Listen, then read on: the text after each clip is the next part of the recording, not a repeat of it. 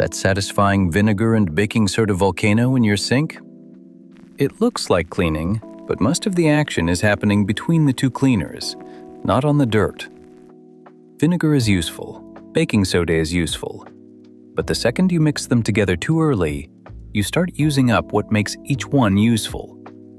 You sprinkle baking soda into the sink, you pour vinegar over it, it hisses, it foams, it climbs up like a tiny volcano, and it feels powerful.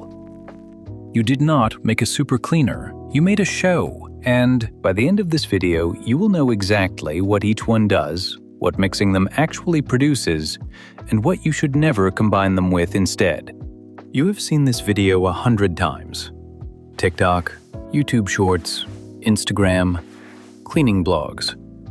The formula is always the same. White powder, vinegar, big foam, quick wipe, clean surface. But the camera did not prove the fizz cleaned anything, it proved that something moved. That is visual cleaning theater. Movement looks like action, action looks like clean, but the camera never showed the dirt leaving. Cleaning ads have trained us to think that way for years. Sprays that attack stains, toilet gels that foam on contact, animated suds crawling through dirt. So when vinegar and baking soda erupt in the sink, it feels like proof. It is not stupid to believe it. The visual cue was designed to be convincing.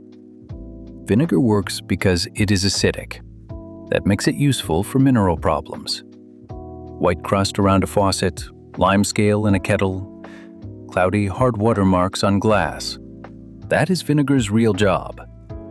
But vinegar is not dish soap. It is not a strong degreaser. It is not a reliable disinfectant for situations where germs actually matter. And because it is acidic, it can damage natural stone and some wood finishes over time. So, vinegar is for mineral problems, not every problem. Baking soda is different. It is mildly alkaline, and it has a gentle, gritty texture. Mix it with a little water and it becomes a mild scrubbing paste.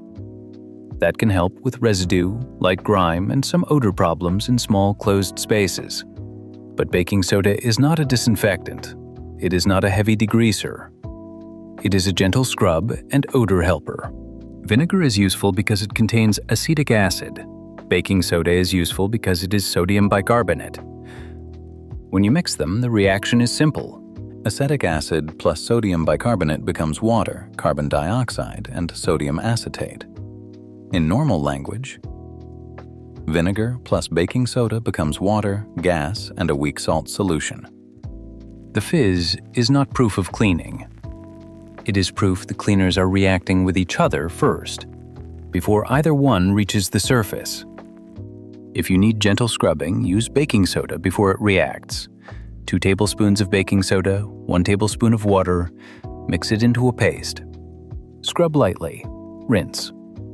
If you need to deal with mineral buildup, use vinegar before you neutralize it. Let it sit for a few minutes, then wipe and rinse.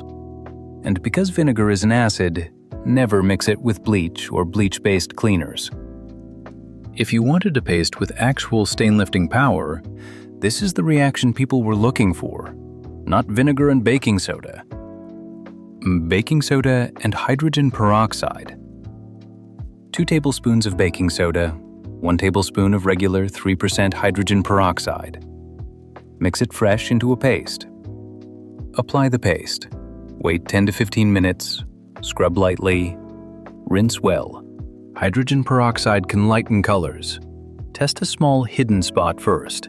Avoid dark surfaces, colored grout, colored fabrics, and delicate finishes unless the manufacturer says peroxide is safe. Do not store it in a sealed bottle. Mix it fresh, use it, done. And never mix hydrogen peroxide with vinegar. That can form peracetic acid, corrosive, and not something you want in your kitchen. So here is the rule. Minerals or lime scale, vinegar. Gentle scrubbing, baking soda and water. Light organic stains, baking soda and 3% hydrogen peroxide. Grease, dish soap. Germs, proper disinfectant, follow the label. If this changes how you look at cleaning hacks, hit like so it reaches other people still trusting the fizz. If you'd rather know what's actually happening in your home instead of trusting what looks right, this is the channel. I break down what works, what wastes money, and what can quietly damage your home.